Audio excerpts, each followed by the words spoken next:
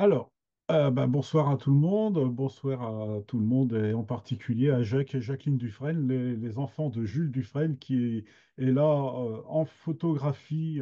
C'est une photo dont j'ai le souvenir très précis puisqu'elle est de mai 1990. C'était à la fête de Schlancheron pour les 10 ans du journal. Et puis, Jules Dufresne était présent avec énormément d'associations, de picardisans, d'amis qui étaient venus.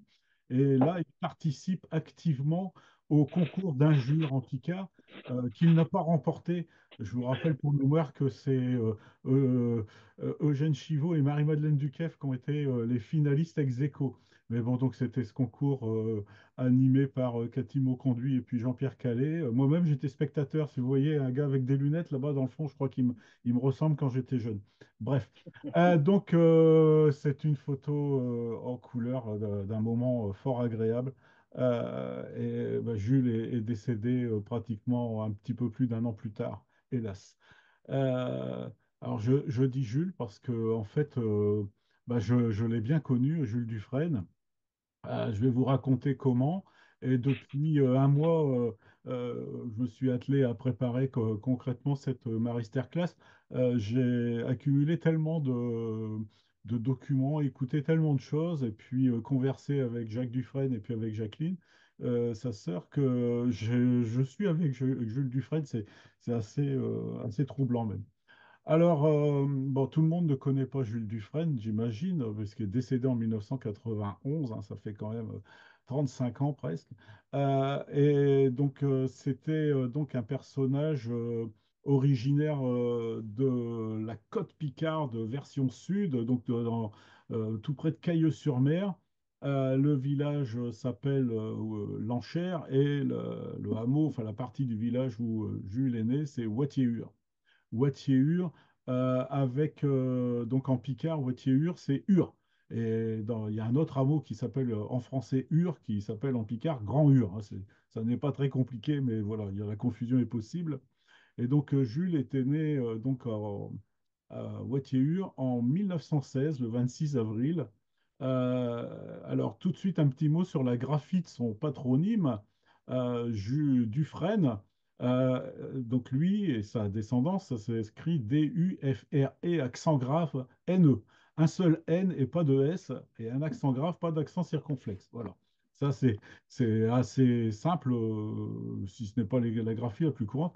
Mais alors, les ascendants, que ce soit dans les registres de naissance de l'état civil ou dans euh, dans les différents comment ça s'appelle, recensements qu'il y a eu. Alors là, on a toutes les graphies possibles, toutes celles qu'on peut imaginer. E2NE, ESNE, enfin voilà. Mais bon, Jules Dufresne, c'était E grave NE. Alors son père, se prénomme Jules Dufresne. Il était né en 1896 à Lanchère. Donc quand Jules naît, il a 20 ans, le papa. Et il était cultivateur. Et côté de la mère de Jules Dufresne, née également en 1896, c'est Alice Mazet. C'est un nom de famille que j'ai pas de mal à le retenir parce que Jules parlait souvent de sa mère et de son père. Et plus encore, de son grand-père paternel, Jules aussi, Jules Léon Dufresne, donc appelé dans la famille Jules Léon, appelé Jules Léon, qui était né, lui, en 1863 à Cailleux-sur-Mer, hein.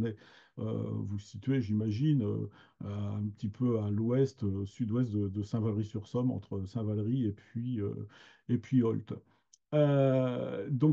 Ce grand-père paternel, Jules Léon, était cultivateur aussi, fermier, mais était surtout, et c'est pour ça que la mémoire s'en perpétue toujours, était berger communal. Et là, il y a une fratrie qui est assez grande, qui va naître donc de cette union.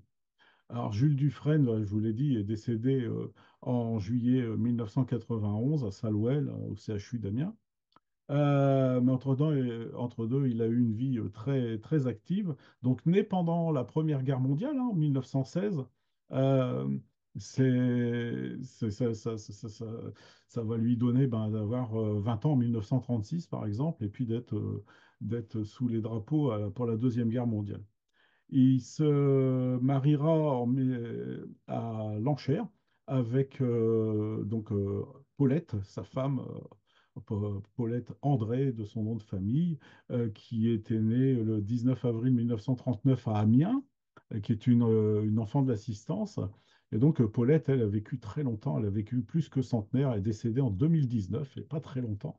Et donc, ce couple aura deux enfants qui sont avec nous aujourd'hui, Jacques Dufresne, qui est né avant la Deuxième Guerre, en 1940, et puis Jacqueline, qui, elle, est née après-guerre, puisque dans l'entretemps, Jules a été prisonnier de guerre, ce qui, euh, ce qui bien entendu, affecte toutes ces générations d'enfants qui, pour une moitié de la fratrie, sont nés avant-guerre et après-guerre. Il y a une grande scission qui forcément se manifeste par différentes, voilà, différentes choses dans une famille ou dans l'autre. Et donc, Jacques habite maintenant dans le Morbihan. Et alors, il me disait au téléphone récemment que il est toujours propriétaire de quelques terres dans les Bassures. Alors, ouais, faut préciser, les Bassures, ce sont les Bachans. Donc, les Bassures, c'est le nom donné aux Bachans de Cailleux par les gens qui habitent sur le plateau du Vimeux. C'est pas un mot des Bachans, mais que Jules se l'est fait sien. Dans les Bachans, on disait chez Bacan de Cailleux. Et puis, après, ça devient, au cours du XXe siècle, ça devient les Bassures. Et pour les gens qui habitent dans les Bassures, ceux qui sont sur le plateau du Vimeux, ils habitent à chez Fouérène. Voilà, donc il y a les deux appellations picardes. Donc, Jacques Dufresne possède quelques terres sur le territoire de l'Enchère, dont la pâture du berger de Jules Léon, qu'il a l'attention, ou qu'il a légué, enfin ça c'est son histoire de famille, à sa petite fille, parce qu'il est grand-père lui à son tour, qui élève des chiens en Savoie actuellement, avec l'espoir qu'elle vienne élever des bêtes là où son grand-père, son arrière-grand-père faisait parquer des moutons. Donc, il y a 5 générations qui peuvent, comme ça, être sur le même terrain. Et puis, Jacqueline également a toujours des terres dans les Bassures de Chailleux. Mais elle habite en Provence, à Marseille.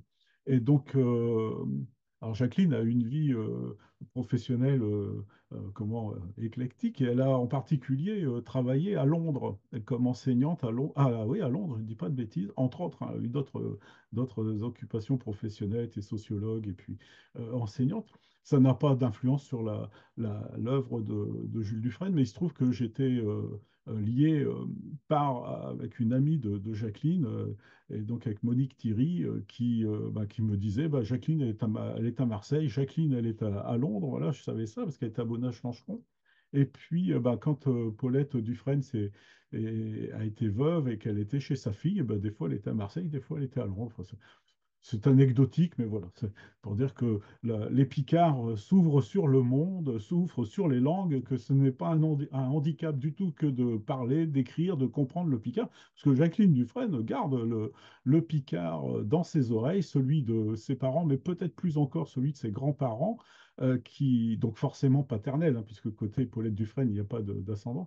Et donc, ses grands-parents paternels qui était soit en train de faire du beurre avec une baratte, un tonneau, en train de faire du beurre comme ça dans des moments plus doux, ou bien des moments dans la plaine ou des moments de maréchal Ferrand, enfin différentes activités qui nous viennent du néolithique peut-être, hein, qui perdurent beaucoup moins aujourd'hui. Hein, rares sont les gens qui font leur lait à la baratte avec une chaîne ou bien avec une baratte à beurre, ou bien rares encore sont les maréchals Ferrand.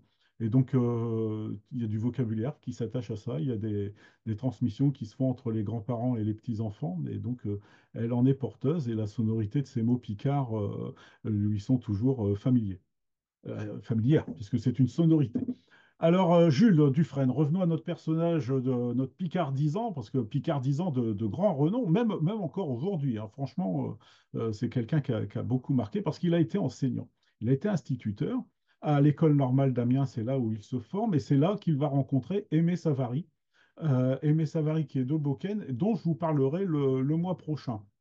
C'est pour ça, parce que Savary, Dufresne, Dufresne, Savary, c'est un couple d'amis, et ce sont d'ailleurs deux couples d'amis au pluriel, puisque leurs femmes, à tous deux, sont institutrices et se sont rencontrées à Amiens dans le cadre de l'école normale, et donc ce sont des gens, hein, tous les deux nés entre 16 et 17, enfin tous les quatre même, et donc qui vont donc se côtoyer à Amiens, qui vont se marier. Ce sont des couples qui seront amis inséparables tout au long de leur vie. Et donc, je reviens à Jules Dufresne, je vous reparlerai d'Aimé Savary le mois qui vient. Et donc, ben, ces gens-là finissent leurs études en 1936.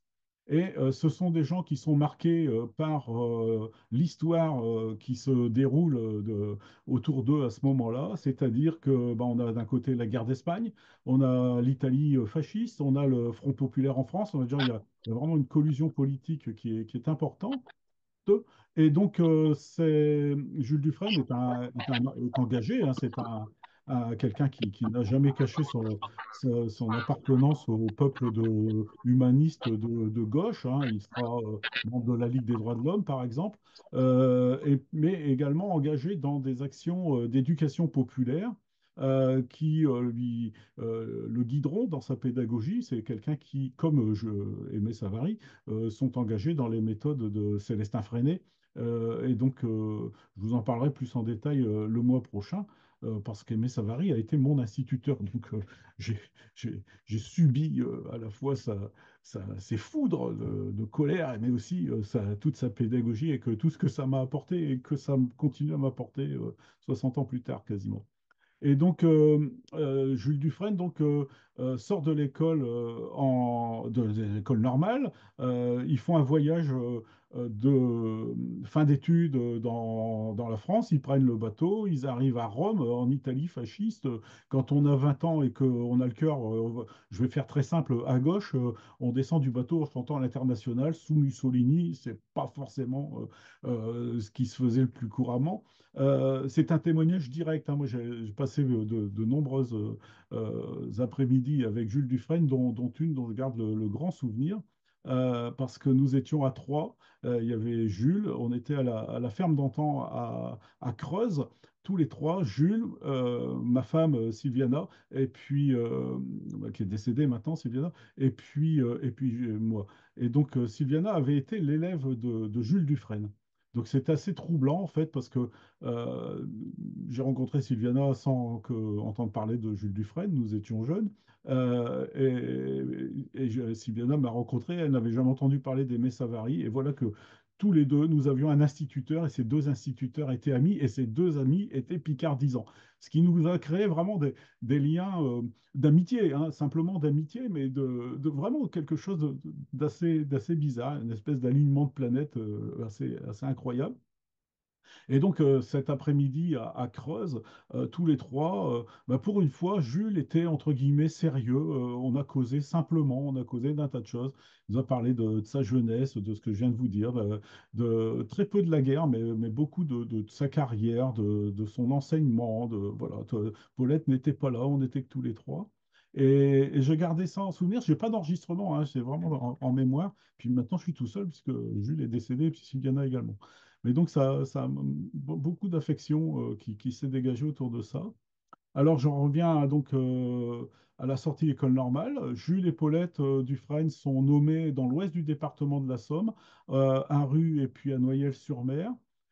C'est leur premier poste. Et puis, ça va être la guerre. Donc, il y a un enfant qui naît, c'est Jacques Dufresne, c'est la guerre. Et Jules est capturé, fait prisonnier au tout début de la guerre, en 40. Il ne sortira que 5 ans plus tard. Il va être dans un camp allemand tout près de la Tchécoslovaquie. Et puis, il y fait très peu allusion dans ses écrits en picard, mais il en parle quand même. Alors, il arrive à en parler avec un zeste d'humour, un petit peu comme Eugène Chivot a pu le faire avec certains de ses textes. Mais donc, Jules en parle dans un texte où il parle des poux. Je vais vous en parler tout de suite, d'ailleurs, puisque ce texte, on ne va pas l'étudier aujourd'hui, mais donc il y a des poux dans les écoles, voilà, ça revient dans les années 1980. Et donc, il se souvient que dans les camps de prisonniers, il y avait des poux, que les Allemands craignaient le typhus, et donc isolaient ceux qui avaient des poux. Et eux, les prisonniers de guerre, en fait, quand ils avaient des poux, ils les mettaient dans des petits flacons que leur envoyaient des soldats qui les gardaient, donc des soldats allemands, de la Wehrmacht, hein, et puis des jeunes qui étaient censés partir sur le camp, le front Est, donc contre les Russes. Et en fait, quand ils pouvaient échanger un pouls à un soldat allemand contre de la nourriture, ben, les soldats allemands en fait faisaient valoir qu'ils avaient des poux, donc ils étaient isolés, ils ne partaient pas sur le front, et donc c'était donnant-donnant quoi, quelque part. Donc, puis c'est une manière, Jules le présente comme ça dans son texte, c'est une manière de résister, en fait, en évitant d'envoyer des soldats sur le front Est, quoi. Et donc voilà. Et donc bon, il présente ça avec un peu plus d'humour que je le fais là. Ça a l'air très grave ce que je vous dis, je le dis avec humour, mais c'est un témoignage de voilà l'époux qui étaient des alliés en fait, des prisonniers de guerre français dans ces oflags donc pour éviter que les soldats partent de l'autre côté. C'est le seul texte où il parle vraiment de sa période de guerre, Jules, bah, qui l'a beaucoup marqué, qui l'ont fait changer. Et en particulier, il avait une règle en revenant de sa période de prisonnier de guerre, c'est qu'il préférait mourir de rire plutôt que de mourir de faim.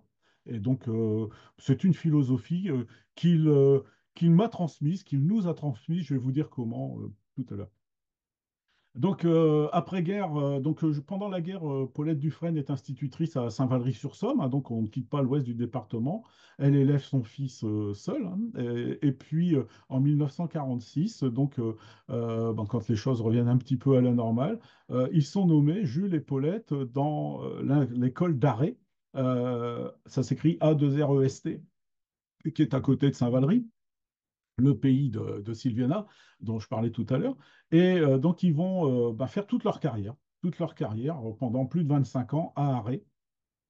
Ils habitent le logement de fonction. Et donc, c'est à Arrée, en fait, qu'il y a une grande mémoire de Jules et Paulette Dufresne, parce que pratiquement tous les enfants d'Arrée, enfin tous les enfants, alors, peut-être quelques rares exceptions, ont été à l'école avec Jules ou Paulette Dufresne jusqu'à leur retraite, quoi, au milieu des années 70, au début des années 1970. Et donc, je vais vous passer un extrait de film. Vous aurez le lien. C'est un film qui a été fait par Claude Vasseur, qui est un ami de Jacqueline Dufresne, qui s'appelle L'école primaire et maternelle à Arrêt. Ça a l'air d'être daté de 1972. C'est une archive qui est disponible sur le site d'Archipop, donc vous l'aurez à ce niveau-là. Et je vais vous en diffuser quelques extraits. Il n'y a pas de son, mais alors, il faut que ça se lance. Voilà, hop. Je ne pense pas que vous voyez le partage, mais on va faire en sorte que ça se fasse. Il n'y a pas de son, donc on est dans la cour d'école à Arrêt, et puis c'est filmé en couleur, et puis vous allez voir ce qui se passe. Hop.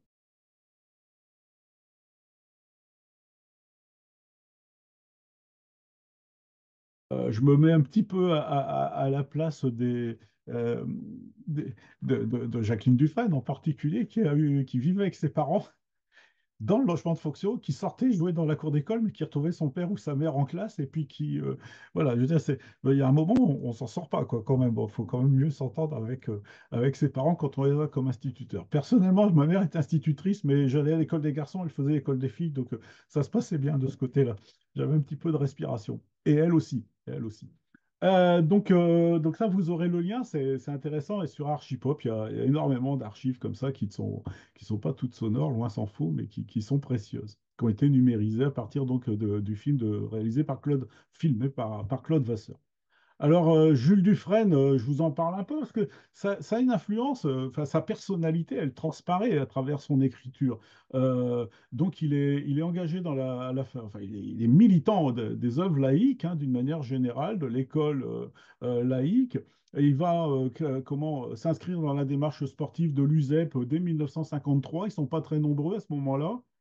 UFOLEA, USEP, la Ligue des droits de l'homme, je vous l'ai déjà dit. Et puis, il est également sensible aux causes environnementales. Vous verrez, on en parlera tout à l'heure. Et localement, il va animer une troupe avec ses élèves, qui vont devenir par suite des anciens élèves, une troupe de théâtre locale qui s'appelle l'Écran d'Arrêt, hein, du village Arrêt. Chez Jean d'Arrêt, on appelle chez Bidayen. Ça veut dire, il devait y avoir une foire aux chevaux, ça devait être des chevaux de réforme un peu, c'est pas des trop moins bidés, des Bidayens. Mais bon, voilà, puis les majorettes sont appelées les Bidayennes à un moment donné là-bas. Et donc, il y a une programmation théâtrale dans laquelle il y a toujours du Picard. C'est très fréquent, hein. Il y a des dizaines de troupes de théâtre qui se font autour des écoles à partir de 1946, hein. Donc ça n'est pas extrêmement original, mais bon, c'est présent et puis ça perdure. C'est ça qui est fort, c'est que ça dure tout le long de sa carrière. Et puis, dans le cadre de son enseignement, il avait transformé les deux salles de classe, ça vous avez aperçu, en salle de cinéma. Il y en avait une qui faisait projection et l'autre qui faisait salle de spectacle pour les élèves. Donc, il y avait un trou dans la cloison. Il avait fait un trou pour que le projecteur puisse passer le film et que ça fasse pas trop de bruit, parce que c'est Ça doit des être, bobines en ça 35 devait être millimètres, un super ça, prof. ça fait du bruit. Et donc, les deux salles de classe étaient comment, voilà, contiguës, donc on pouvait très bien entendre ce qui se passait d'un côté et de l'autre. Et il y a eu de nombreux hommages à Jules Dufresne dans sa commune, notamment donc par ses anciens élèves. Le dernier en date auquel j'ai participé avec les Picardisans, avec Edwige Fontaine, c'était en 2009, en présence de Paulette Dufresne, de Jacques et de Jacqueline. Et donc, on a pu, comme ça, faire un hommage avec des lectures de textes en picard, mais aussi les anciens élèves avaient fait de la musique, avaient fait du théâtre. Enfin, à la manière de l'époque où ils étaient à l'école, dans la salle des fêtes d'Arrêt, qui est la salle Jules Dufresne. Alors, tout à l'heure, je vous ai dit que quand nous étions à Creuse, Jules avait été sérieux. C'est qu'en fait, il était rarement très sérieux longtemps. Euh, Quand on se retrouvait au sein des Picardisans ou à d'autres occasions, c'était un adepte des calembours, des jeux de mots, des contrepétries, en permanence dans un esprit chansonnier. Et c'est là où il y avait cette volonté de rire. Peut-être pas strictement de tout, mais de rire le plus souvent. Et quand j'ai connu Jules autour de 1980, j'avais pas 25 ans, puis j'étais un des plus vieux, on était donc en train de monter des pièces de théâtre, de lire des textes, et à cet âge-là, pour être sérieux, il faut être triste, il faut être, voilà, faut être grave, puis on essaye de se donner des airs voilà, importants, tout en restant sans se grimer, des choses comme ça. Et bien Jules, il était là, mais ça va pas les jeunes, mais amusez-vous. Et en gros, ça voulait dire vraiment en filigrane, nous, ma génération, ce qu'on a vécu, je vous le souhaite pas, profiter de la vie, quoi. Et donc quand Jules avec lui, nous a aidé à faire du théâtre, par exemple, avec Aimé Savaris, des gens qui donnaient des coups de main, des conseils, qui n'étaient pas intrusifs, hein, je veux dire, on leur demandait, ils venaient. Et donc, il nous donnait ses conseils toujours, et en particulier, Jules me donnait le conseil, parce que mais vraiment de très nombreuses, je ne les ai pas comptées, je n'ai pas le répertoire de tout ça, mais j'ai fait une trentaine, peut-être davantage, d'après-midi récréatifs avec Jules Dufresne et avec d'autres picardisans, avec Aimé Savary, bien sûr, avec François Saint-Germain, avec Bertrand Cronier, etc. On montait sur scène comme ça, et Jules me disait, tu sais que si tu es mal pris, tu prends quelqu'un, une femme dans la salle là devant toi, là, tu prends quelqu'un, pas forcément au premier rang, quelqu'un, et puis tu vas la faire rire.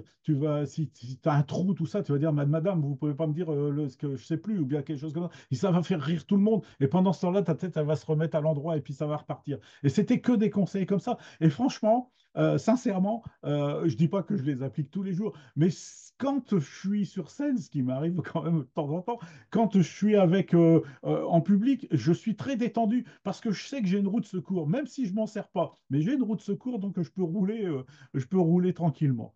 Donc, ça fait partie de ces conseils que je garde de Jules, comme je peux en garder d'autres personnes, bien sûr, mais donc c'est quelqu'un qui était comme ça très généreux.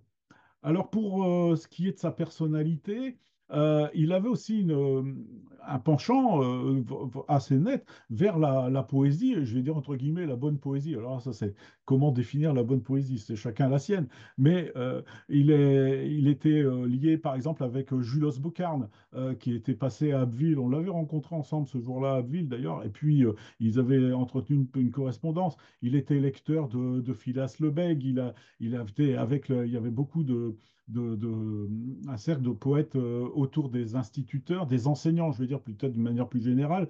Et il y avait Henri Heinemann qui était responsable, qui est un Parisien qui était venu s'installer à Cailleux-sur-Mer, qui était responsable d'un cercle de poésie et ils ont été très proches, un grand lecteur de Paul Vimereux. Alors ça, je vous en reparle tout à l'heure. Et puis, donc, une correspondance avec les enfants de Paul Vimereux, notamment avec Philippe, le fils aîné de Paul Vimereux. Et puis, amateur aussi d'art, avec des artistes locaux.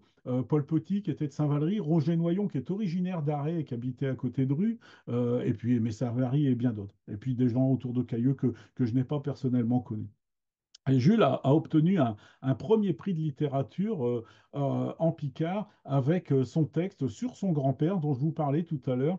Ma grand-père, il est Toué Berthier. Il a obtenu le premier prix de littérature avec ce texte en 1980. Et donc, je vais pas. J'ai préparé ce texte-là, mais pour tout à l'heure. Là, je voudrais vous faire entendre, parce qu'on a vu le personnage, je vais vous faire entendre la voix de Jules Dufresne dans un autre texte. Donc, je vais partager tout ça. Ça s'appelle, parce que ben, c'est de là où c'est de ce dont on parle. Je suis né d'un chez Bassure, donc il s'est approprié les Bassures. Et en fait, dans ce texte, euh, il explique l'origine de son surpitché, de son surnom. C'est un nom jeté, comme on dit quoi, votre père. Et donc, à partir du début des années 80, Tio Jules Tchébacan, Jules Dufresne, Jules Tchébacan, voilà, il est devenu baron de Tchébassure. Donc, il m'a expliqué comment c'était venu, parce que, bon, bah, tout en étant à Arrêt, donc dans le Vimeux, ben, il se revendiquait toujours, il habitait toujours à la retraite, il habitait à Wattiur, donc il se revendiquait toujours de ses bachans. Et puis, bah, je sais pas sûr, oh, vous fâchez pas, monsieur le baron. Donc Baron s'est venu là parce qu'il voulait absolument revendiquer son territoire. Donc Baron de chez Bassure, vu d'arrêt, et donc il a pris ce surpitché-là, qu'on lui a collé à la peau en fait. Hein. C'est pas lui qui l'a choisi à 100%, à 95 peut-être, mais pas à 100%. Voilà. Et donc ce texte, je suis né d'un chez Bassure, va vous donner la poésie des Bassures qui est dans ce texte, et on va en même temps écouter Jules. Alors, Olivier, je ne te vois pas, mais si fais en sorte que je te vois si jamais l'enregistrement n'était pas bien diffusé. Ah,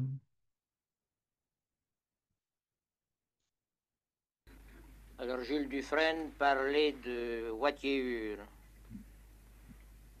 Je suis né d'un chez Bassure. On m'appelle baron de chez Bassure. Baron pour rire, a dure longtemps. A vaut mieux que baron de chez Bacan pour faire plus de fiens et que des trémures. Chez Bassure, on est point sur le carte. Pourtant, je n'ai su quoi qu'à veut dire. Sans feu col à manger d'autres terres, puis que je n'ai su. À deux vous suffire. Je suis né de chez Bassure, un jour du mois d'avril. Pour une fille chez toi face et mère à l'Audipile. Je suis né de chez Bassure, chez l'eau que j'apprends Rachan, pour loin des vieilles falaises aboutant chez Fouiran. Je suis né de chez Bassure, tout près de chez mère à Hutte, l'eau pilée puis Cersaille y fait jouer tel culbute. Je suis né de chez Bassure, endormi le long de l'étang, par Chéran et Méré, puis Chéran et Foncin. Je suis né dans chez Bassure, réveillé dès le matin par chez Zénette Courcry plutôt que par chez Codin. Je suis né dans chez Bassure, berchin par chez Rosieux, L'Auxurner, Suchmaillère, Inref, que de foire un seu. Je suis né dans chez Bassure, d'un des breux dit canner, rapporta un collier qui trinouait jusqu'à terre. Je suis né dans chez Bassure, l'eau qui avouait des loutres, Cockrochouet et Corchin, à même des plus grosses poutres. Je suis né dans chez Bassure, tout imbibé de berquerie, qu'au Saint-Oué le long du jour, d'autres buts à Saint-Wary. Je suis né dans chez Bassure, aveu qui guerre l'autouette, des crottes noires et de berbis, puis de zaigneux qui chuchouettent. Je suis né dans chez Bassure, porté par juin de Norway, nos vieux chiens qui oupouaient, et puis le maire calbrassouet. je suis né d'un chez Bassure, soi-disant que chez Twembal, aveugle chez Lièvre, au gîte, tout du long de ce canal. Je suis né d'un chez Bassure et sous chez Nidagache, aveugle des bécachins et puis des grosses bécaches. Je suis né d'un chez Bassure, un n'est rien qu'ordinaire. Pourtant, aussitôt que j'y reviens, c'est vrai que c'est pas le même. Aussi, dans mes Bassures, chez l'eau, si je meurs un jour, que je voudrais bien finir, comme une histoire d'amour, un tour à terre aïeux, et repasser de père infieux, si chez d'un chez Bassure, il n'y aura rien de mieux.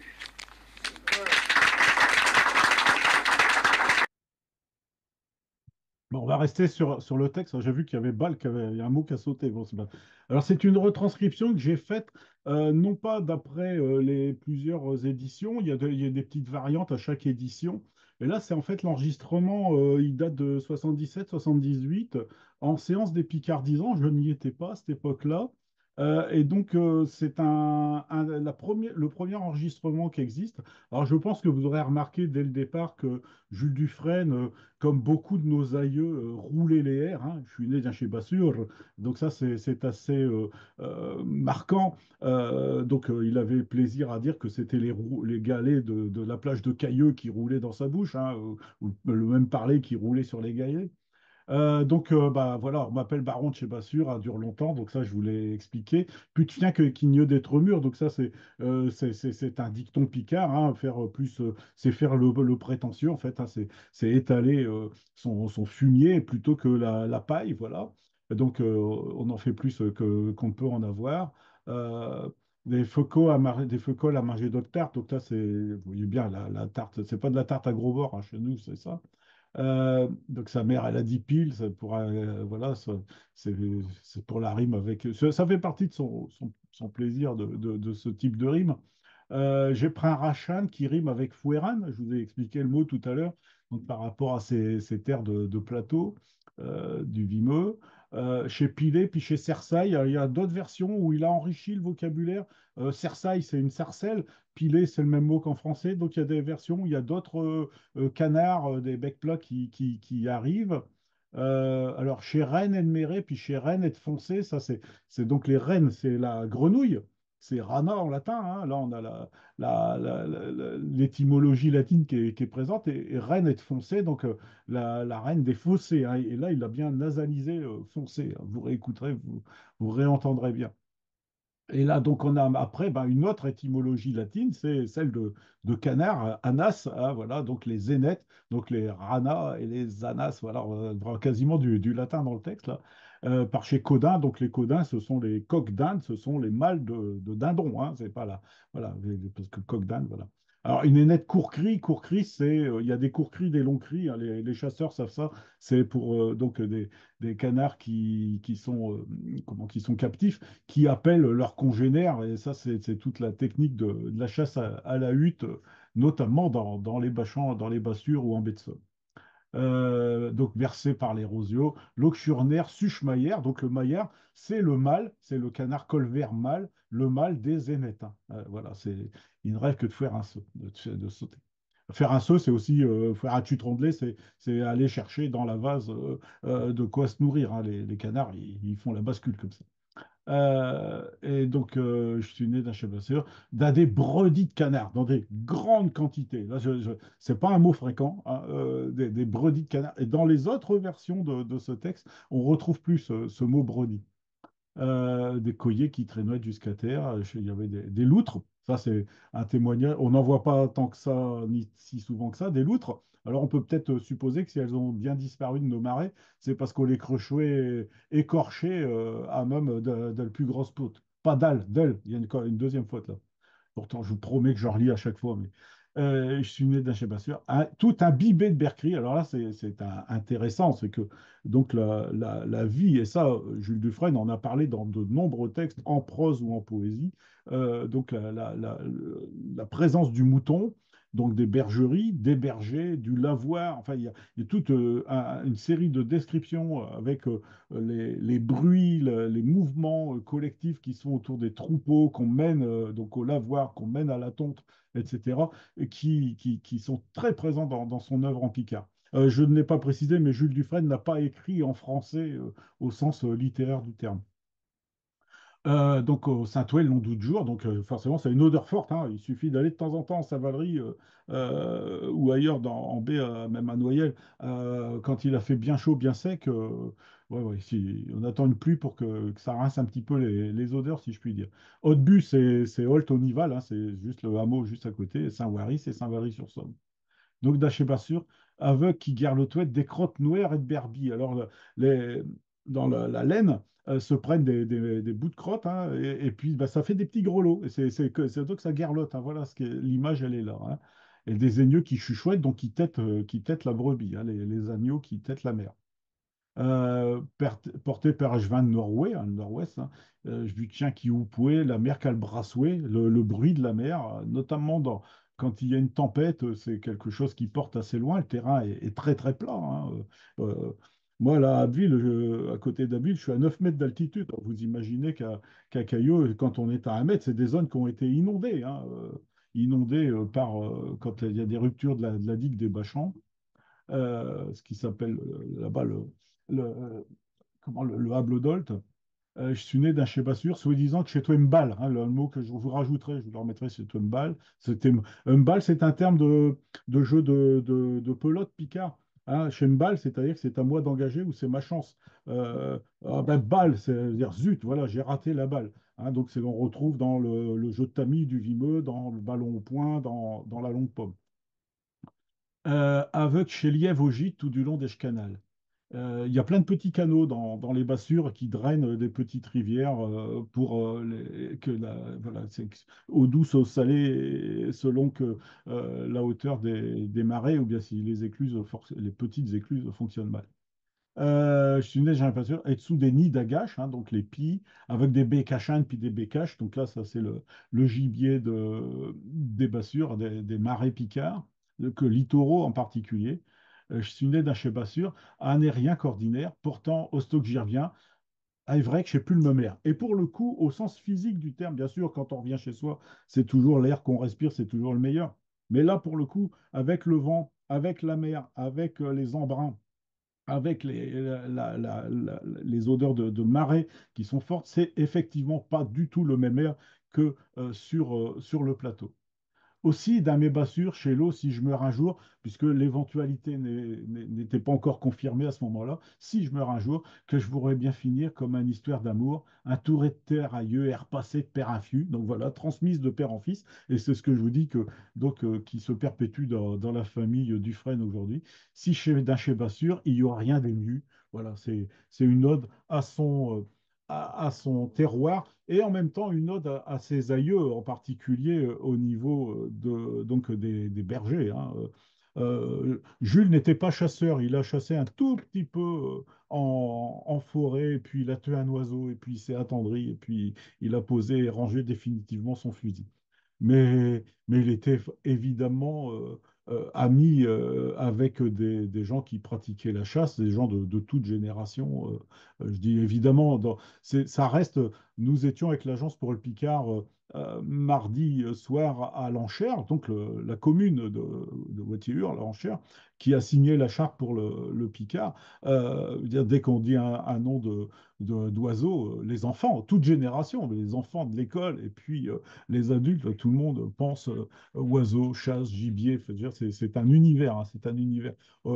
C'est un univers où la transmission familiale d'un certain nombre de traditions, oui, de traditions est indéniable. Là. Je veux dire, on peut en penser ce qu'on veut, c'est une réalité. Et le Picard se maintient aussi dans cette même tradition. Ça, ça se voit. Je veux dire, ce n'est pas une vue de l'esprit, c'est pas un fantasme, c'est une réalité. Alors, Jules Dufresne, donc, là où il est né, Qu'est-ce qu'il a fait encore de marquant pour que donc sa vie d'instituteur, mais donc ces animations périscolaires, mais aussi donc quand il est arrivé à la retraite dans le courant des années 70, il est devenu membre des Picardisans, où il a été un des membres vraiment très actifs. C'est lui qui, pas le seul, mais qui organisait un bon nombre d'après-midi récréatifs. Et puis, donc, il animait des séances Picard. Ils sont allés jusqu'à Paris avec Aimé Savary, faire donner des conférences au Picard de Paris. Je veux dire, donc, tout ça, des conseils en théâtre. Donc, il a été membre de Schlancheron également au tout début pour le théâtre. Et puis, alors, il a fait quelque chose dont tout le monde se souvient, alors que cette radio qu'on appelait des radios libres, vous vous souvenez, au début des années 80, n'existe plus. Il y avait une radio à Saint-Valery qui s'appelait RCP, Radio Code Picard. Et il y avait une journaliste, donc je pense que c'était Marie-Cécile Salès qui était là-bas, qui donnait les informations, qui donnait les actualités. Et au minimum, une fois par semaine, Jules allait en studio et il commentait l'actualité en Picard. Donc, que ce soit du dramatique, que ce soit du local, que ce soit du moins dramatique de l'actualité, Jules donnait son commentaire. Donc, c'était un délire complet. Il y avait la météo, il y avait tout. C'était un vrai délire radiophonique avec une bonne humeur pas croyable, le côté véritablement chansonnier de Jules Dufresne, en direct, sans préparation, improvisé, et avec des fous rires presque interminables. Et donc la radio a perduré jusqu'en 1993. Bon, Jules n'était plus là. Moi, j'ai fait une année où j'ai fait des chroniques là-bas à la radio. On m'en parlait tout le temps. Enfin, c'était voilà, et c'était voilà, c'était Jules Dufresne, en fait, dans son côté picardisant, ce côté amuseur, ce côté soyons heureux de vivre et de partager des moments importants. Je dois dire que j'ai bossé pour Radio France Picardie, qui est devenue France Bleu, qui s'appelle ici maintenant, bon, quand je te dis non à chaque fois. Et donc, j'ai fait des émissions hebdomadaires. Et la première émission que j'ai faite, c'était en allant, donc j'enregistrais, j'allais chez des Picardisans. Comme ça, que j'ai pas mal d'enregistrements, que j'ai eu beaucoup de contacts, en particulier des longs contacts, des dialogues, le plus souvent chez les gens. Exclusivement chez les gens. Et donc, je suis allé chez Jules Dufresne, c'était mon premier invité. Ça me mettait en confiance. Je savais qu'avec lui, je serais non seulement bien reçu, bien renseigné, mais que si je bafouillais, on pouvait revenir remettre les pendules à zéro. Donc, ça s'est bien passé. Je veux dire, c'est des émissions. Bon, faudrait tout éditer. Vous savez, il y a un travail fantastique, hein. Si vous avez beaucoup de temps devant vous, moi, je peux embaucher tout le monde bénévolement. Il n'y a pas de problème, hein. Je ne suis pas le seul d'ailleurs, je crois que je suis pas le seul. Alors, je voudrais vous passer un un autre document qui est là maintenant disponible sur le site de l'INA. C'est donc en prolongement de ce que je viens de vous raconter. Ce sont quatre Picardisans qui se rassemblent. Il y a Jules Dufresne, notre invité du jour. Il y a Aimé Savary, puisqu'ils sont inséparables. Il y a Bertrand Cronier, qui est un Picardisant originaire de la région d'Amiens, mais qui a enseigné dans la région d'Abbeville, qui a décidé de s'installer à la retraite avec Jacqueline, sa femme, à Saint-Valery-sur-Somme, et que Jules Dufresne va recruter pour qu'il rejoigne les Picardisans. Donc voilà déjà trois. Et il y a un quatrième personnage qui arrive, qu'on a déjà évoqué, c'est Charles Leca de Wagnerlu. Et donc les quatre se retrouvent à l'initiative de Jacques Darras dans des studios où ils sont filmés en train de faire une partie de domino. Et donc, on va voir un extrait de cette partie de domino. Vous aurez le lien intégral sur le site Et attends, Jules. question. Jules est parti plus vite que moi. Et donc, le...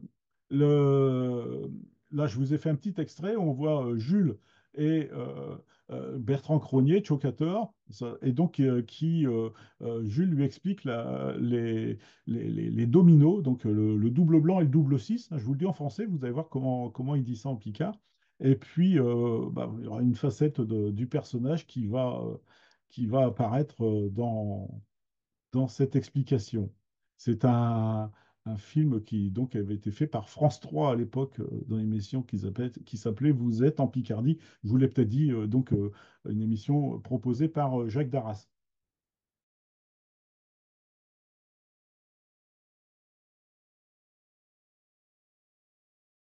Voilà. Donc, vous voyez, tu veux dire, Ça, c'est Jules Dufresne, toujours de la répartie, de la propos, et puis bien entendu sa personnalité qui est bien marquée.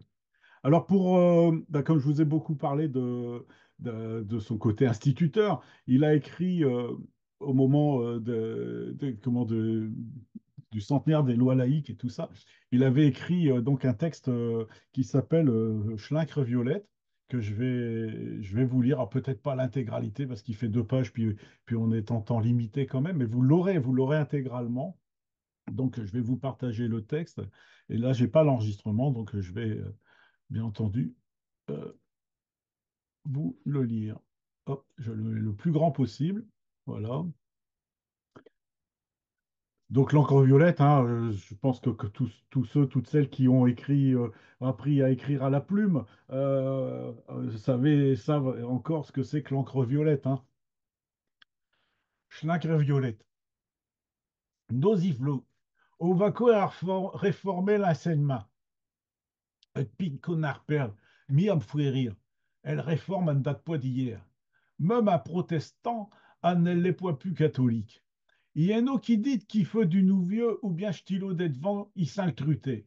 Je ne sais pas si c'est vrai, mais tout ce que je sais, c'est que l'école d'acheteurs a l'au plus le goût d'être devant. Et je peux vous le dire, n'étant plus du bâtiment, comme on dit, vu que j'ai couru de chance d'y rentrer à mesure à l'école du fouet que je suis des DEN, qu'il ne faut pas confondre avec IDEN, quoique je sais que chez Betaïlo, d'autres chiens vont dire. Aux petits émettent un Scrabble, je n'ai pas idée vu que c'est simplement un mode. Un huile pour faire de les pâtes, aux eaux des cigues, des noms ronflants. On veut péter plus haut que ça tue. On ne dit plus monsieur l'inspecteur, mais IDEN. Chez Como, qu'ai-je délégué cantonal d'être vent, ça pouvait être un tutéreux, un marchand de mouille ou bien un marchand de pieux de lapin, il est devenu un DDEN. Vous allez me dire, il n'y a rien de mieux. C'est vrai. Mais le pire, c'est qu'il y a une grosse différence. Je délégué cantonal qu'aux avoués, mais il est tout cordonnier. Il a été délégué presque 50 ans. Chez toi, quelqu'un au saveux. Même s'il avouait pas été à l'école, ou du moins s'il avouait été à l'école d'un chez Courjour, il présidait comme invité tout chez fête d'école. Il corrige même, je suis certificat d'études.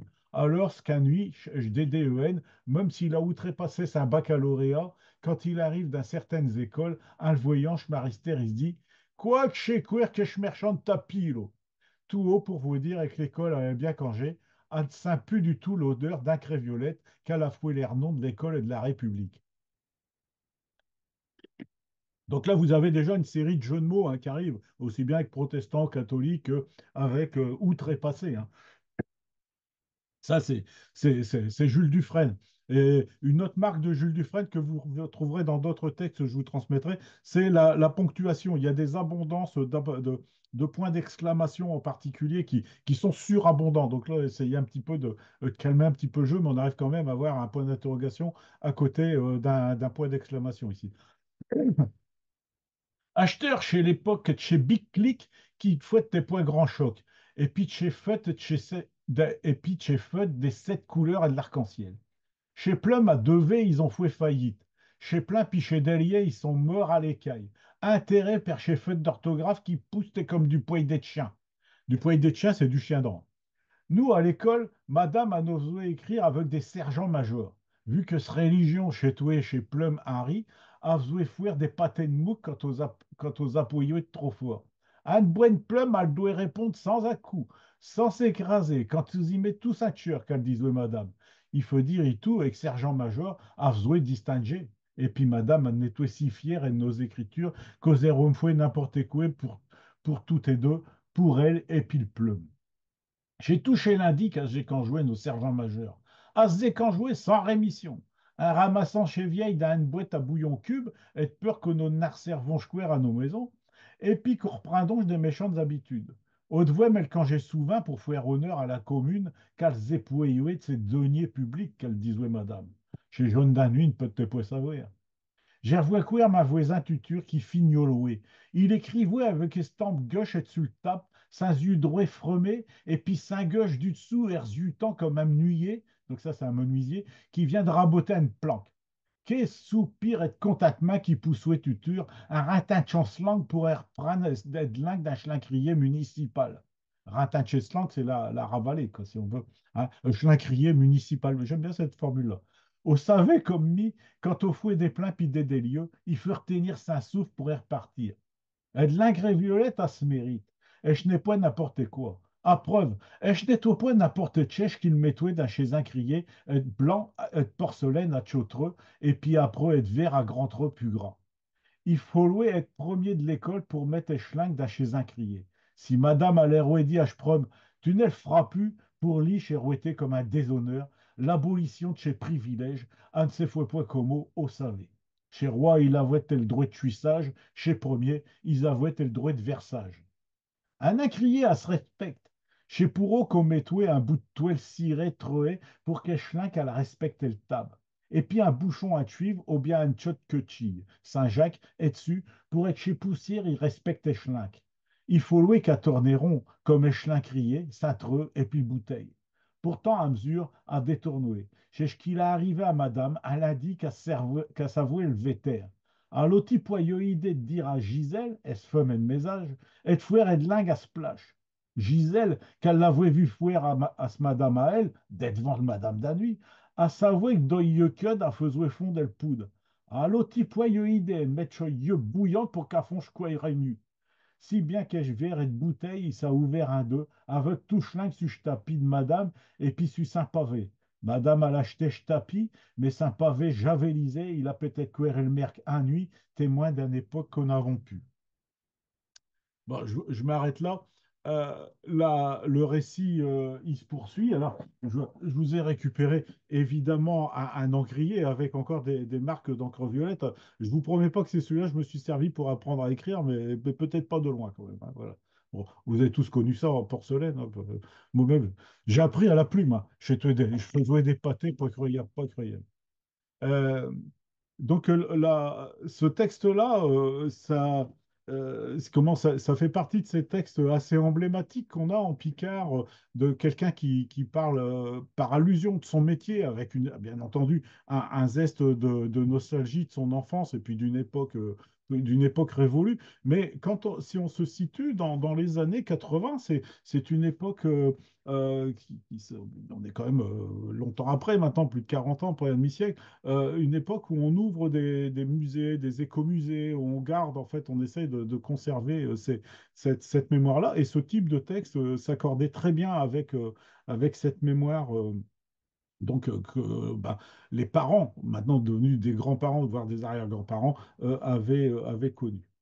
Alors, pour toujours continuer sur la personnalité de Jules Dufresne, avec Aimé Savary, ils étaient instigateurs des banquets annuels que les Picardisans ont fait. Et le premier d'entre eux a eu lieu à Lanchère, dans sa commune, à Jules, en mai 87, pour les 20 ans des Picardisans. Et donc, on a eu le plaisir, mardi soir, de remettre à la commune de Lanchère, en fait, une photographie qui avait été faite ce jour-là avec l'ensemble de l'ancienne génération des Picardisans, c'est-à-dire en fait des gens qui étaient nés pour la grande majorité avant ou pendant la guerre 14, hein, pour certains au 19e siècle. Donc ça, c'est un moment assez fort en fait qui se passait là-bas au café de l'époque.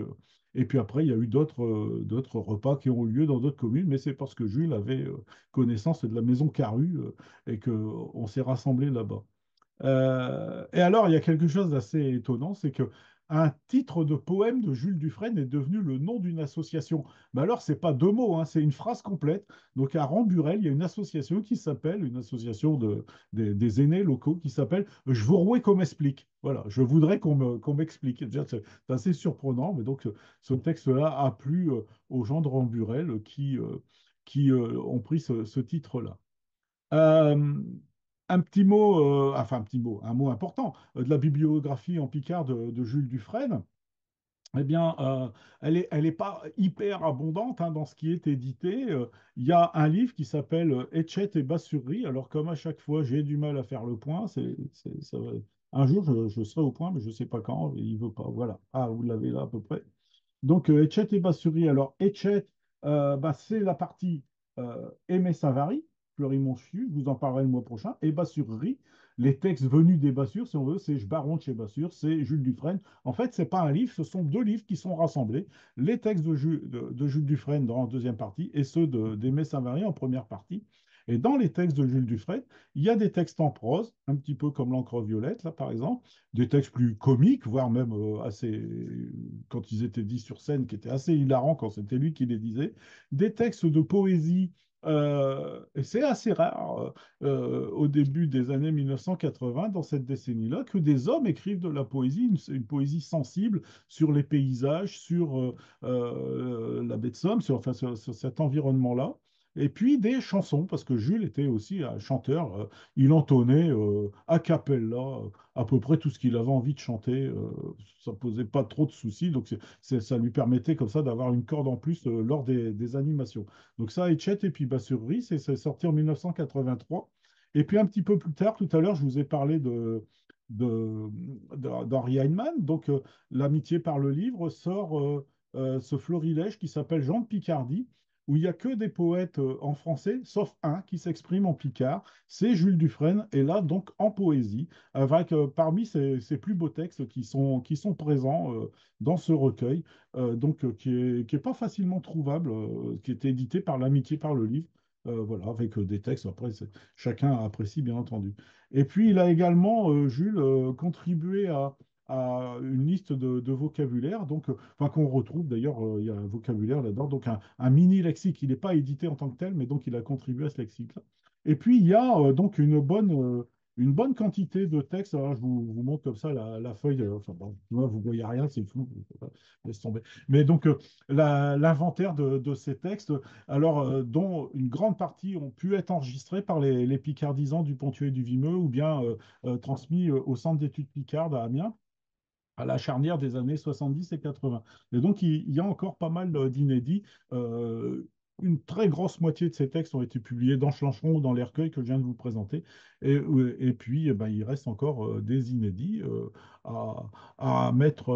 Voilà. Donc, ce sont des manuscrits, hein. Il n'y a pas d'autre chose tapée à la machine. Tout ça, ouais, ouais, c'est une autre époque. Alors, enfin, c'est pas une autre époque, c'est aujourd'hui qui est une autre époque, hein. Aujourd'hui, tout passe par la machine ou l'ordinateur. Voilà. Alors, je vais vous passer, donc, je vous ai dit que Jules chantait, je vous ai dit qu'il avait une sensibilité pour la cause environnementale, donc là, je vais vous transmettre, et on va juste écouter le début de euh, ce texte qui est interprété sur donc le refrain de Théodore Botrel, enfin la mélodie de Théodore Botrel, donc chez Breton, chez Des Sacrifiés. Chez des sacrifiés, complainte sur l'air de la pimpolaise. Qu'elle est belle, nos mères quand elles montent, vu qu'elle n'est pas queer mazouta. Mais à Brest, elle révolte, elle gronde, chez Breton, chez des sacrifiés. Nos côtes Picardie, feu col sèche, quand que ces falaises un plein soleil, ils à la mesure qu'aux approches, c'est un spectacle sans péré, aux intendants eux, et le canson des lieux. Qu'elle est belle, nos mères, quand elles montent, vu qu'elle n'est pas queer mazouta. Mais à Brest, elle révolte, elle gronde, chez Breton, chez des sacrifiés. Quand ils jutent à Cailleux un cent chez Gallo bruit et sans répit, j'entends comme un voué qui s'étrangle, l'eau la coco so ébergli, par un fort vin d'ouest à l'entour et bref. Qu'elle est belle, nos mères, quand elles montent, vu qu'elle n'est pas queer mazouta. Mais à Brest, elle révolte, elle gronde, chez Breton, chez des sacrifiés. À se Bon, d'un chef-d'œuvre. Donc là, bon, l'enregistrement, il est ce qu'il est. Mais Seigneur bon, de la Paimpolaise. oui, oui, oui, c'est de Théodore Botrel, ouais. Et donc, si vous avez eu le temps de lire, là, donc, ça a été enregistré le 12 avril 78, et en fait, la catastrophe de la Moco Cadiz, c'est au mois de mars 1978, hein, c'est un mois avant.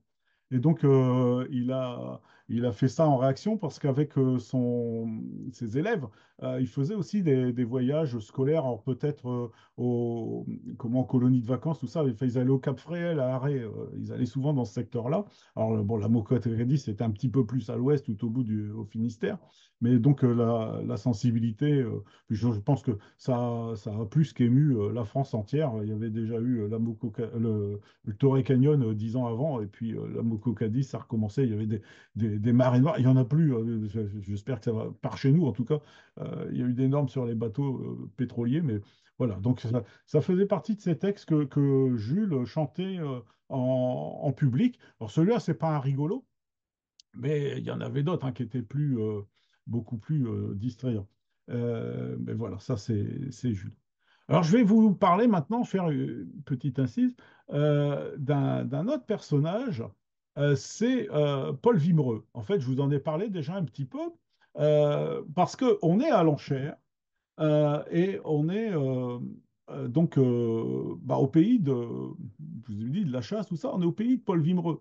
Paul Vimereux, c'est le fils de l'instituteur de l'Enchère, donc là on est au tout début du XXe siècle, et donc il a un parcours intellectuel différent, il ne sera pas instituteur, il sera médecin, Paul Vimereux, il sera en particulier médecin dans la région parisienne, c'est là où il va être formé, et pendant la guerre 14. Et puis ensuite, il va s'installer en Bretagne, à Saint-Malo, à Saint-Malo d'aujourd'hui, Saint-Servant à l'époque, un quartier de Saint-Malo. Et donc, Paul Vimereux, euh, si je vous en parle, c'est d'une part parce que Jules a écrit un texte que vous aurez qui s'appelle Hommage à Paul Vimereux, que je vais vous partager le temps où je parle, comme ça vous verrez quelques photos. Euh, voilà, comme ça, il faut que je mette en grand. Et donc, le,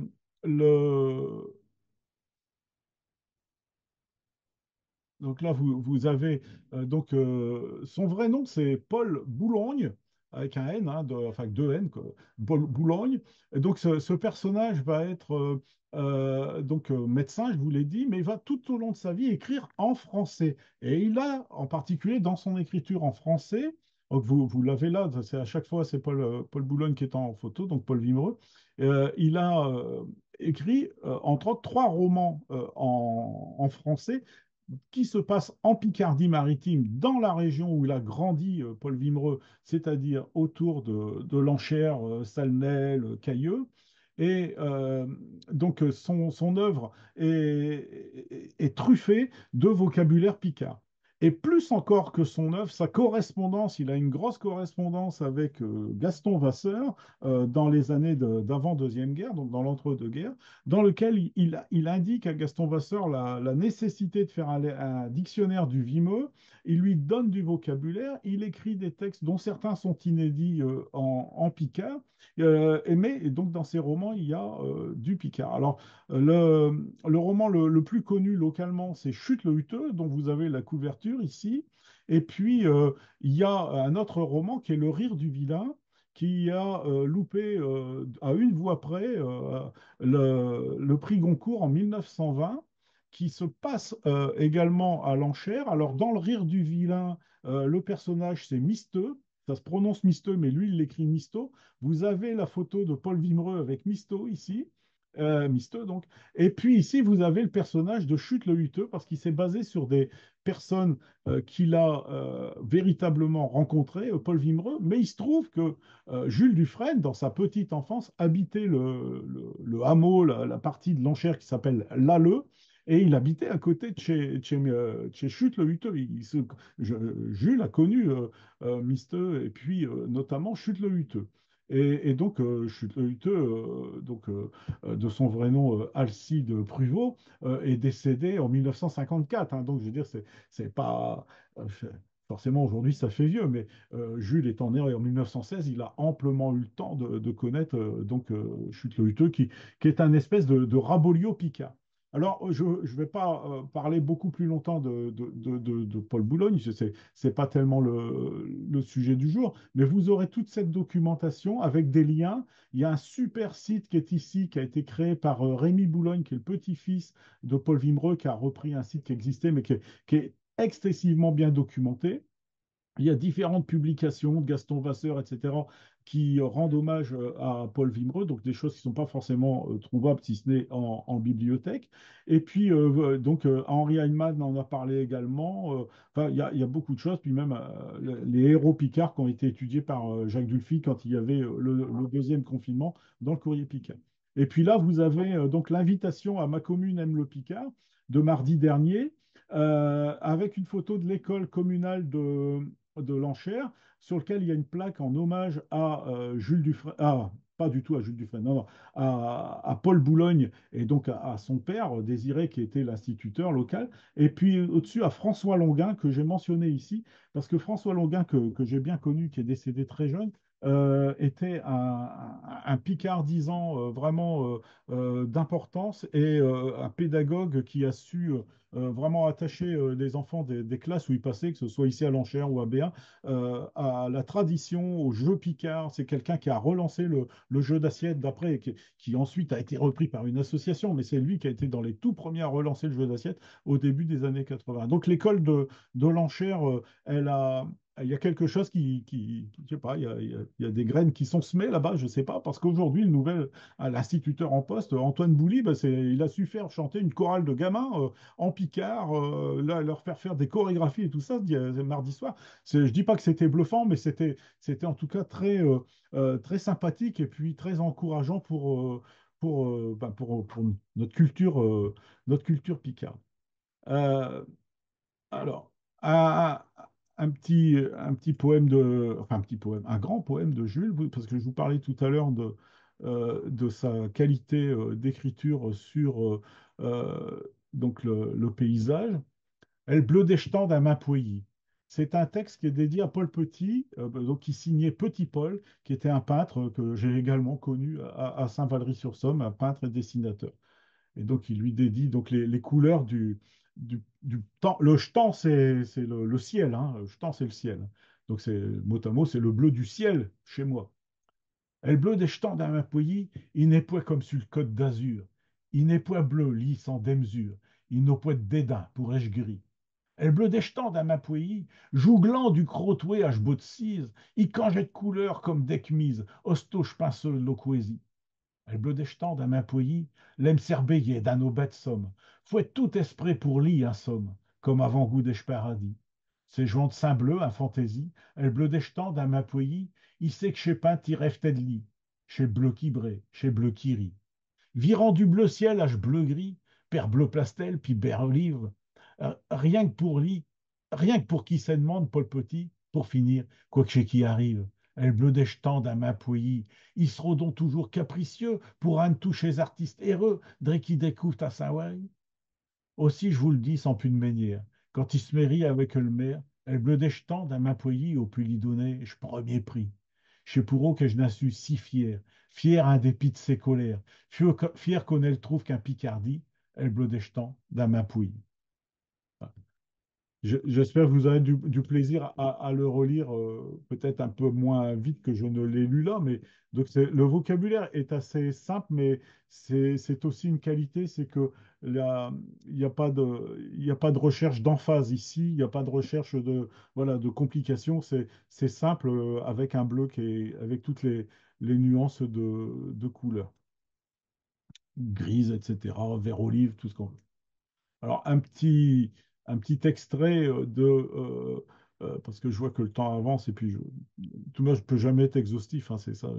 C'est, on voudrait, on peut pas. Donc, j'en arrive à son grand-père, donc le grand-père de Jules Dufresne. Euh, donc, Jules aussi, hein, oui, Jules Léon, hein, celui-là. Donc, vous avez en photo en bas, c'est pas le Jules Léon qui est en photo, mais c'est Jules Bellambert, c'est un autre berger de commune de l'Enchère qui était ami de Paul Vimereux. Donc, tous ces gens-là se sont forcément connus. Il n'est pas de photos du grand-père de Jules Dufresne. Ça fait quand même, là, ça fait quand même très ancien. Ma grand-père, il est tout berché. Ma grand-père, il est tout berché. Un berché comme on n'a fouet plus. Aussi, je m'avoue vous raconter, et que Saint-Chauffiu une retenu. 6 ans qu'il y a été. 6 ans et drus de patience. Automne, hiver, printemps, été. 6 ans, même chez Dimanche. 25 ans pour servir monsieur. 21 ans, Berchet Common. Elle restant pour ses vrais aigneux. 2 tiers et de siècle sans aide, aucune. Et je nettoie pas plus haut que trois pommes, quand causa l'OM pensait chez bête avec elle lanterne à tempête, et nu per mentitine, est-ce feu. Et je piétin pour mi chez le déshonneur qui disait en face d'une boiteuse. Mais j'ai pour conjurer malheur au fond d'une poche, une drogue fameuse. Mi jette-nous le bouteille et Dieu verde, quand qui gratouait d'un chez que. Et je restais un bouc grand ouvert de devir un produit miraculeux. Elle gale à se voyer à des tacs au pied de Chollen qu'à la l'autre chair, avec 2 gigolets du toubac, ira tuer dessus, chez toi moins de cher. Donc, le traitement de la gale, hein, c'est la nicotine, hein. C'est pour ça que le jus de toubac, de tabac, est moins cher et que donc, ça a permis d'allier à la fois le fait de chiquer puis de soigner les brebis. Chez toi, comme au tueur et de l'hiver, Corvenois mâche point des cheveux. Il se met toi à me conter l'histoire, être grand gousier et puis de Saint-Fu. Vois-tu qui m'a surroué patave? Ils ont passé tout près d'Ichy, chez Pio d'alors, les toits de façage, chez Cho, une pichouette de puoli. Nos géants, qui n'avouaient point peur, avec un grand dot à Saint-Do, portoué durant chez Grande Caleur, d'autres terres qu'avenoué des chevaux de Nibo. Saint-Pied gauche, près du Bourquet d'eux, puis sa droite, à forêt de Crécy, il disait, vaincu qui fouet que, et je sens que je vais avoir le pipi. Il avouait sa gavio cissée qu'il a voulu boire un grand coup. Il a mis nos bêtes sommassées, sans dire qu'il a valoué tout avec un tréma et chez les chipages. A yo donné un tel souglou, et que sans penser qu'il y avait abordage, il sordrait chez trop d'un seul coup. Aussi, j'étais vite convaincu, et que j'étais vrai, quel monde Saint-Wary, Gargantua l'avait perdu, avec un fond de peigné pourri. Alors, je vais arrêter ma lecture à ce niveau-là. Vous aurez tout le loisir de la prolonger puis de la reprendre. Simplement pour vous dire que ce texte, donc, qui continue avec vraiment la vie du berger, voilà, il y a un passage qui est là-dedans, une légende. Alors, Jules la tenait-il véritablement de son grand-père ou de cette époque-là? Pourquoi pas? La légende du passage de Gargantua en baie de Somme, de la baie de Somme en elle-même, qui a été fabriquée parce que Gargantua avait envie de pisser, il a bu, et puis la terre qu'il transportait dans une hotte a fait le mont de Saint-Valery, un Pinchevaly, c'est là où la falaise s'arrête. Donc, le chant des oiseaux, tout ça, là où le soleil levant, ça s'appelle. Et donc, voilà, c'est une légende.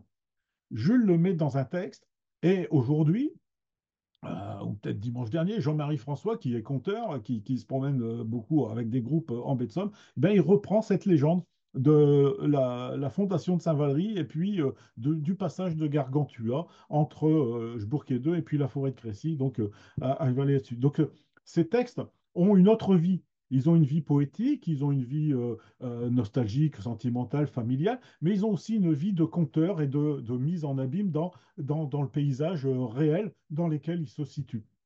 C'est une des forces de ce type de texte qui, bien sûr, après, le conteur, lui, va les utiliser de manière libre. Il ne va pas relire les vers, mais il va donc s'en inspirer pour conter cette légende. C'est affreux.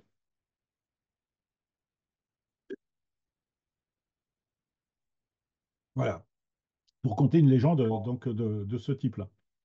Euh, un petit... Bon, il faut quand même que je vous donne un côté humoristique. Euh, alors, ce texte-là, c'est peut-être le plus connu quand on parle de Jules Dufresne. Il voyageait beaucoup en France, à l'étranger.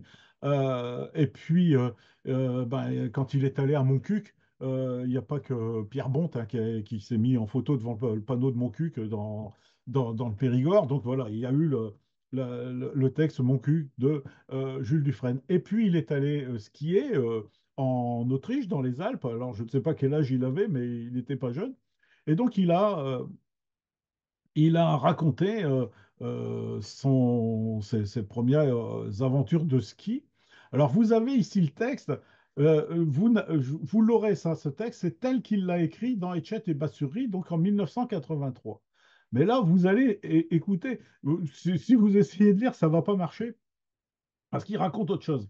Il raconte autre chose que ce qui est écrit là. Enfin, autre chose. C'est Et la je me même chose. demandais, malgré tout, Ah, il raconte la même chose, mais c'est dans une autre manière de le raconter. Donc ce texte-là, à chaque fois qu'il a été dit ou lu, c'était une version différente, hein. Et donc forcément, bah, il y a le jeu de mots avec skier, donc schier, voilà. Et donc, mais il prononce toujours bien comme il faut, hein. Voilà, on a une petite écoute. si m'ner traite et puis m'ner trite ensemble, en soit pour, comme on dit, un grand handicap pour rester comme il faut. D'abord, on ne peut pas rester sans planque. Deux planques qu'on met sous ses pieds, et broussé par un bout pour reconnaître chute vent, et le plus dur reste à faire. Quoi qu'au pauvre chez n'un pincé, quand aux êtes et dessus vos planques, il ne faut pas vous éguérouiller, parce que quand aux chi, à glinge vite, on ne peut pas estier sur un dos, à se comprendre lui-même. Il est vrai que je n'ai vu stier à le penchette, par manque de contrôle. On ne peut pas estier à moitié pour payer moitié prix. Chez Como, Quigneno, qui stit des devant non à la prévep, je n'ai même vu stier au clair et de lune, quand échetant il est clair, et puis quelle lune à les matineuses. Nous, ici, on n'en boit de pince. Pour bien stier, il faut d'eau pince. Pour être trop, parce qu'au cymbale, et puis qu'on ne peut pas s'y retenir, un stian. Mais assez quand même, parce qu'alors, t'as qu'il n'y a pas cette pinte, aux esquimaux, bien intriné au postier sur un pied. Il y en a même quand il y a une bouche qui se chite dans l'air. Queer un conseil, et devant d'estier tous ceux, il faut savoir estier un groupe. Un poyant toujours. Si on ne voulait pas poyer, alors, eh ben alors, hostiez en famille, à vos vitesses, et puis à vos risques et périples. Alors, il y a donc là, c'est une version qui est lue. Il n'y a pas de public. Dans la même chose, lue en public, c'était du délire à chaque phrase, non seulement parce qu'il y avait skié ou bien que ishi à chaque fois. Donc, mais tout était dit dans le respect de la politesse, hein. Et en plus de ça, il y a un paquet de jeux de mots. C'est pour ça que j'ai choisi ce mot-là, parce qu'il y a les risques et périples. Enfin, c'est vraiment des calembours comme ça qui viennent la retraite, la retraite, l'arthrose, c'est des choses qui viennent ensemble. Enfin, voilà. Donc ça, c'est des choses que Jules répétait fréquemment. Et puis, il y en a d'autres dans le fil du texte. Je les ai réentendus. Vous réécouterez éventuellement. Et puis, vous lirez le texte et vous verrez que, bon, bien entendu, c'est la même histoire. Ça se passe à peu près ça se déroule à peu près dans le même cadre, mais bah, la version écrite est un peu plus, entre guillemets, correcte. Il n'y a rien d'incorrect dans tout ce qui est dit, mais voilà. Et alors après, il y a les histoires du papier, des réclames en papier glacé, c'est pas pratique pour skier, du papier glacé, etc. Donc forcément, ça. Alors, si on prend quelqu'un à partie dans la salle, c'est. Voilà, c'est succès garanti. Enfin, quand c'est dit par Jules Dufresne, personnellement, je ne m'y risquerais peut-être pas, mais bon, voilà. Euh, alors, alors, je vais vous passer un petit moment de Je suis curieux. Donc là, je vous parlais tout à l'heure de l'association Je suis curieux, je veux qu'on m'explique. Donc là, on va voir le texte et puis vous allez pouvoir en entendre un petit passage. Je suis curieux. Je suis curieux, je voudrais qu'on m'explique. Mais qu'à ce fouet qui a 50 ans, un lettre a venu un 24 heures, alors qu'un nuit, c'est un malheur, pour faire soi-disant le même parcours pour aller d'Atteville jusqu'à Rouen par des moyens plus mécaniques, Il y fait à mesure 3 4 jours. C'est curieux. Je vois qu'on m'explique. Acheteur, perrouet qu'il n'y a plus de barrière. Grâce à la vitesse, on gagne du temps. On peut vionner sur le terrain tiers. Pourquoi alors c'est que des périns qu'on n'a pas vu depuis 6 ans chez tout le monde les plus tragiques qu'aux Zerconoué à l'intermain? Je suis curieux. Forway comme l'explique. Sur l'un, c'est vrai, on va se poser. On en rapporte des vieux cailleux. Et de sumers au rêve des jouchés. Chez milliards faisait jeter aux cieux. Durant ce temps-là, des malheureux, parce qu'ils sont d'Asie ou d'Afrique, crèvent au soleil les boyeux creux. Comme est curieux, je vais comme l'explique.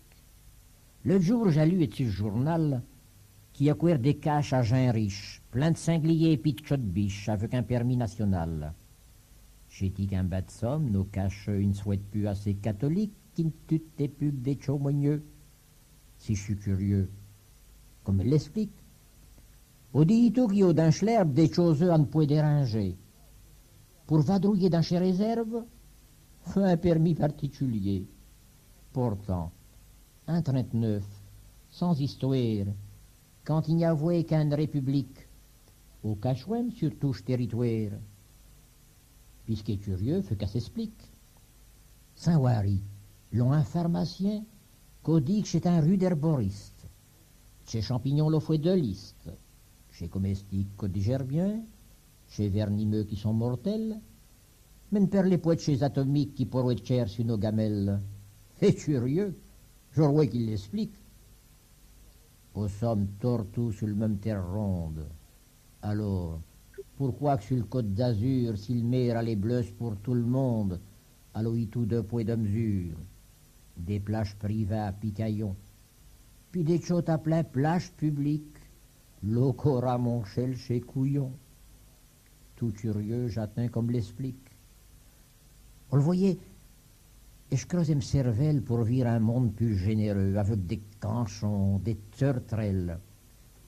Plutôt que tirer pour mis tous ceux et le couvert catafouette pour deux, si je n'ai plus le droit d'être romantique puis de croire qu'un sang nous a pu que, si je suis curieux comme elle l'explique, je n'aime point comme prince pour un andouille, comme dit l'hiver moins froid que l'été.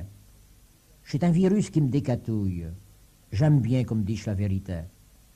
Pourquoi qu'on ne ferait point une vraie ronde? Du vieux soleil est magnifique. Quant au sein qui brille pour tout le monde. Je serais un peu curieux si on me l'explique. Voilà, vous avez l'intégralité et puis vous aurez tout le texte. Donc là, c'est vraiment très proche de. C'est lu. C'est des enregistrements qui ont été faits par Jules de certains de ses textes comme ça. Donc avec une part d'engagement, une part de poésie, et puis une part de réflexion, avec une grande quantité de points d'exclamation qui sont là de manière un petit peu mystérieuse. Euh, et donc, avant qu'on ne se quitte, là, parce que je vois que l'heure tourne bien, je vais juste vous passer un petit enregistrement de rien du tout pour vous montrer comment Jules pouvait animer un moment, une séance. Donc je vais juste me taire et puis ça dure une poignée de secondes et puis après on ouvrira les micros. Moins amis. Oh, ça manque de l'air, là, ça, là. Allez, allez, allez. Moins amis. Jamais poison. Ils sont comme, c'est pas 3 ans. Souvent dit. Jamais on chante. Chez des ouais, chez Picardie. Voilà. Donc ça, voilà, c'était une manière, vous avez entendu, ah bon, ouais, il n'y a pas assez de nerfs, allez hop. Puis il entraînait tout le monde dans une chanson, voilà. Donc c'est vraiment passer un bon moment, je crois que c'était ce qui lui importait le plus. Et puis, tout compte fait, j'en garde d'excellents souvenirs. Euh, donc je vous montre donc pour voilà comme ça pour amorcer la prochaine fois en même temps. Donc voilà, Jules Dufresne et Aimé Savary euh, grimés avec des fausses moustaches, des fausses lunettes, mais des vraies casquettes et des vrais habits de leurs ancêtres en velours, bien sûr. Donc, habillés en paysans, c'était leur plaisir. C'était pas systématique, mais c'était quand même assez fréquent qu'ils s'habillent comme ça. Et donc, ils étaient véritablement complices bah, depuis les années 30, 32, 34 à peu près, comme ça, jusqu'au décès de Jules. Donc, une soixantaine d'années plus tard. Voilà, bah, écoutez, voilà ce que je voulais vous présenter de Jules Dufresne. Vous aurez d'autres documents, hein, qui viendront compléter à l'écrit ce que je vous ai raconté là. Euh, voilà, je pense faut garder de cette amitié qu'il y avait là, bah, celle qu'il a pu transmettre Jules Dufresne auprès de ses anciens élèves, auprès de ses amis, auprès des Picardisans, bien sûr, parce qu'on l'évoque encore, bien entendu, de temps en temps. Si vous voulez retrouver le texte qu'il a écrit sur le lavage des moutons en baie de Somme, donc des lavoirs au Hourdel, il a été publié par Schlancheron à la fin de l'année dernière, un numéro spécial sur les moutons. C'était inévitable qu'il y ait un texte de Jules Dufresne qui soit dedans, comme quelques autres. Voilà, je ne sais pas si vous avez des souvenirs à évoquer. J'ai vu il y avait d'anciens instituteurs qui ont connu Jules, qui sont là, et puis des amis. Voilà, c'est quelques possibilités, quelques secondes qui nous restent qu'on peut éventuellement voilà, vous écouter. Toujours difficile de prendre la parole dans ces conditions-là. Non, y a pas de... Bon, je voudrais remercier Jacques et Jacqueline des conversations assez longues qu'on a eues ensemble au téléphone, forcément à distance, et puis donc bah, de leur complicité, de leur témoignage autour de leurs parents. Jacqueline me disait que voilà, il y avait le côté doux qui pouvait être transmis comme ça et qu'elle gardait dans le plaisir de l'écriture. Je pense que c'est quelque chose qui est important aussi. Le plaisir de la lecture aussi, hein, bien sûr, de la lecture et de l'écriture. Et puis là, bah, le côté évidemment émouvant d'entendre la voix de Jules Dufresne avec ses airs que je ne saurais jamais rouler. Je pourrais faire une pâle imitation, mais je pourrais pas faire naturellement. Donc cette qualité de Picard qui est maintenant celle d'une autre génération. On peut même presque dire, on est quand même en 2025, celle d'un autre siècle. Hein. Il y a probablement encore des gens qui roulent les airs comme ça, qui le parlent spontanément, que ce soit en Picardie ou peut-être dans d'autres régions. Mais chez nous, c'est un peu perdu quand même, quoi. Voilà. Moi, je vous remercie d'avoir été assez nombreux aujourd'hui, hein. C'est du monde quand même, hein. Et Samsung, hein, Samsung est toujours là. Je ne sais pas qui c'est. Et puis, bah, le mois prochain, donc presque jour pour jour, le 24, donc on se retrouvera avec Aimé Savary. Donc, une autre facette, hein. Ils étaient amis, mais ils étaient assez différents dans leur écriture du Picard. Et puis là, on quittera le Vimeux côtier, on ira dans le nord amiénois, puisque Aimé Savary était né à Beaucaire, donc juste à côté de Doulan. Voilà.